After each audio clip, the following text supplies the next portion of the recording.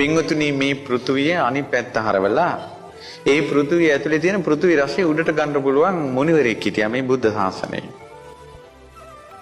මහමෙරු පර්වතයේ අතට අරගෙන පෘථුවිය ඒක උඩ තියලා කුඩයක් අතින් ගත්ත භික්ෂුවක් වගේ සක්මන් කරන්නට පුළුවන් භික්ෂුවක් හිටියා මේ බුද්ධ ශාසනයේ. මාරයාට තර්ජනය කරලා බණ කියපු භික්ෂුවක් හිටියා මේ බුද්ධ ශාසනයේ.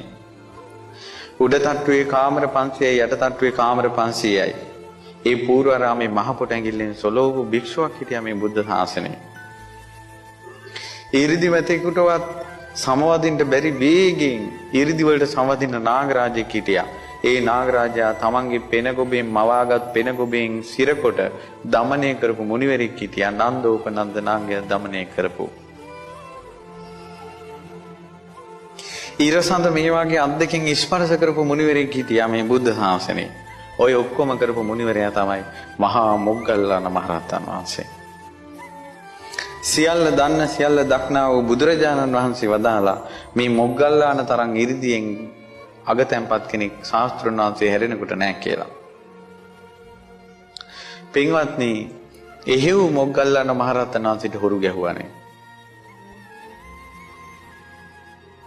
හොරු ගැහුවානේ. සතුරු කරදරේ ආවනේ. දැන් හොරු ගහන්න සතුරු කඩු කිනිසි ඔසවාගෙන ගේ වට කරලා දවස් කිහිපයක් එක අම්මා කෙනෙක්ගේ. ඉතින් ඒ අම්මා අඬාගෙන ඇවිල්ලා කියනකොට අපි කිව්වා පිරිත් ටිකක්වත් කියන්න ඉතින් කියලා. අපි දන්නේ නැහැ නේ ඔවා.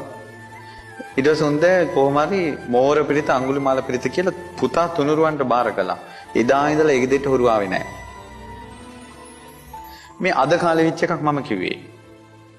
ඉතින් ওই සියලු ධර්මයේ දන්න කෙනෙක් නේ මුගලන් මහරහතන් වහන්සේ. ඇයි අර හොරු ගහනකොට උන්වහන්සේට ඒ හොරුන්ගේ ප්‍රහාරයට තුන්වෙනි වතාවේදී හරි මුහුණ දෙන්න උනේ? පින්වත්නි, කර්මයේ ඒසා දැඩි. මහා විශාල සාමාන්‍යයෙන් ගින්නක් නිවන්නේ මොකෙන්ද? ගින්දර නිවන්නේ මොකෙන්ද? වතුරෙන්.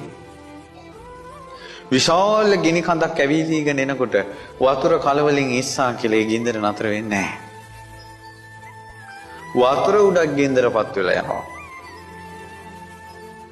ඒ වගේ තමයි කර්මයේ බලවත් වුණාට පස්සේ ඒකට විසඳුම් හරියන්නේ නැහැ.